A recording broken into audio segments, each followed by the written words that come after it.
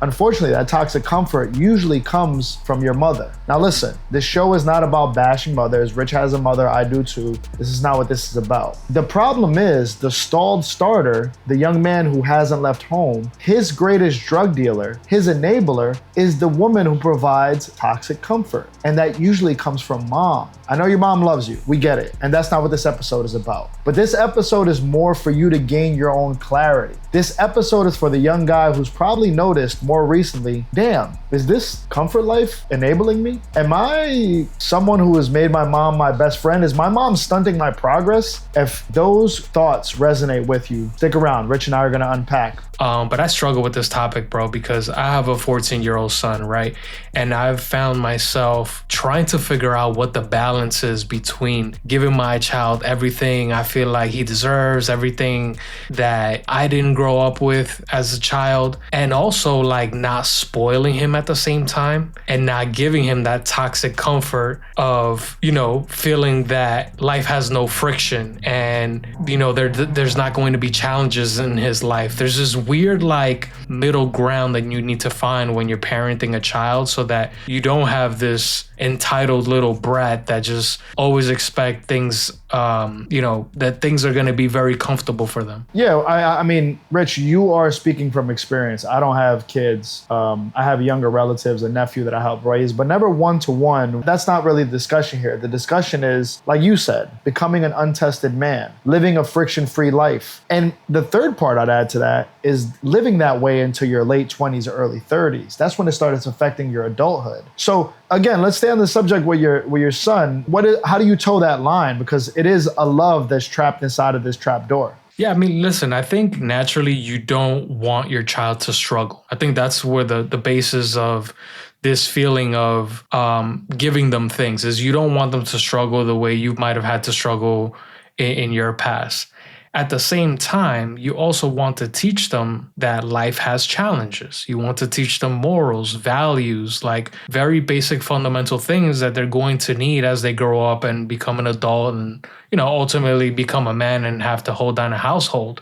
And I feel like if you do provide that cushy life for them for too long, especially going into your 20s and into your 30s, they never really develop those skills that they need as a man to operate in today's society. So it's this weird balance between you not wanting them to struggle, but you also wanting to not spoil them to the point where they can't do anything for themselves. Yeah, I love that we keep using this word friction and struggle and life, because as we say often on the show, life be lifing. And the best analogy I could give, Rich, when I was putting the show script together, I kept thinking, you know, when you put your leg in a cast because it's broken, that cast is on your leg for a reason. You might get a wheelchair, they might give you crutches. That's done for a reason because the leg is not strong enough to stand on its own. And I think when a mother has a child or a father is raising his child, they're doing it from infancy, from a small little tater-tot, a little baby that can't really fend for itself. You have a younger baby, Rich. And as they get older, you have to loosen up the constraints of the crutch or the wheelchair, because inevitably they have to get strong enough to start walking on that leg. And you hope by 14, 15, 16, 17, they've been exposed to enough of life's realities, not all of them, but enough that they can understand how to lean on that leg and make it stronger so they could eventually walk, run, and sprint on their own. Now, I know that's a very simple ABC analogy, but I do find a lot of the truth in today's episode in it. If you keep a crutch on or keep somebody in a wheelchair until their late 20s, it's really not your mother's fault that you haven't put any pressure on it and taught yourself how to walk. And what happens is, and this to me is the biggest glaring red flag for most women in the dating market, is that they'll be meeting you at 29 years old, 31 years old, and thinking, man, this fucking guy needs to call his mother for everything. This guy can't make a decision. He's giving me options and asking me questions for where we're gonna eat tonight, or where we're gonna order from, or what movie we should watch, or what shirt do I look cuter in. Newsflash, most women, grown women, pretty women, attractive women, want to be led. These women don't wanna pick what the fuck you're gonna wear to work every day, because it turns you from a man into a man baby. And that that word, it triggers me every time I hear it because I can feel the insult in the phrasing.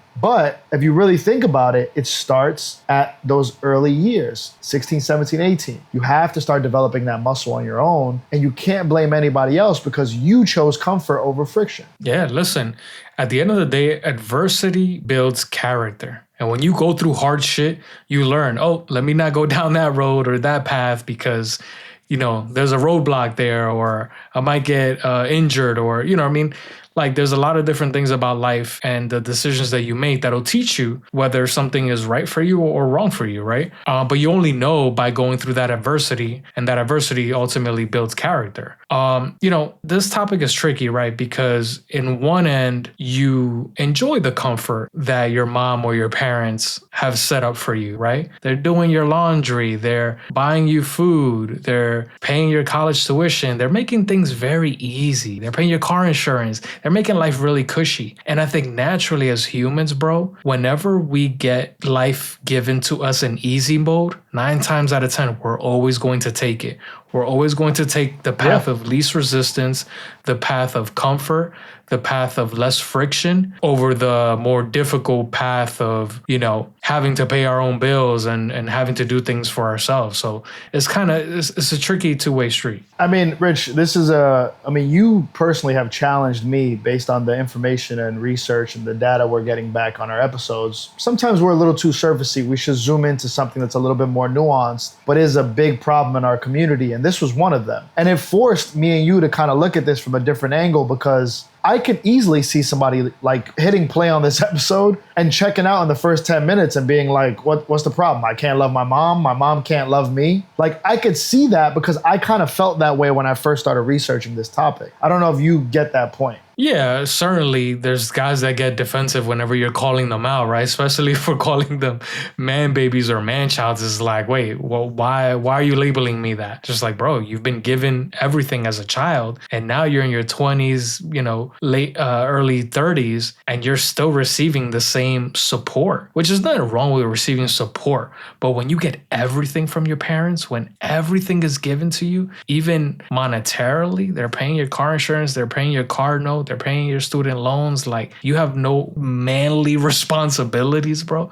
It sort of handicaps you. And, if the ultimate goal is to have your own place, find a woman, get married, have some children, and maintain a household, you're not going to know how to do all these things if you've been handicapped from dealing with life's challenges and learning as you go along. I mean, think about it. We are living human animals. We are a certain species, a superior species. When you think of every other living and breathing thing, if we're to use animals as an analogy, I don't know any animal that gets incubated for 18 years. And even at year 18, the bald eagle mother is like, okay, baby, I hope you're good to go fly with the other eagles now. I don't know the exact date that an eagle is taken out of his nest and is taught to fly on its own, but I can assure you that it's not 18 years. And there was a quote in our community that really resonated with that point that I just made. And it was an older man who was pushing back in a Reddit chat. And he said to a guy that was defending his position at living at home at 34 years old. And this older guy said, look, you can take this how you want to take it, but it's hard to call it love when that love is preventing you from preparing yourself for adulthood. Because inevitably you're going to have to fly.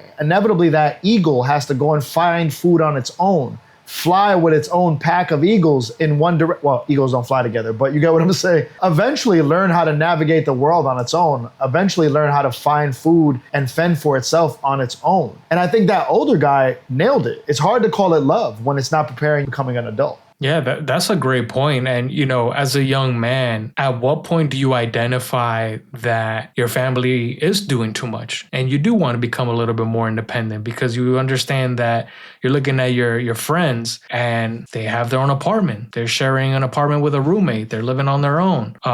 They're a lot less dependent on their parents. They don't rely on them as much. Like, at what point do you say, hey, mom, dad, like, I'm okay. I can pay my own car insurance, or I could buy buy my own food. Just the insurance, not the payment, the insurance. Yeah. But listen, I think it starts simple, bro. Like, if your parents are still doing your laundry for you, bro, it's like, come on, dog. Like, you got to be doing, at least start with the small stuff. Clean your own room. Like, if you're living at home with your parents, clean your own room, do your own laundry, start to do things that help you gain your independence. And then you can evolve and, start to do more things for yourself. Because the weird dynamic just is that I think parents end up being enablers and don't even realize it, right? Sometimes you don't want the help, but like mom is persistent on like making you food and you got to eat this home cooked meal that I made you. Like, don't go out to eat or spend money, right? Or, don't worry about your student loans. I'm going to pay for it, or I'm going to pay, whatever bills you have.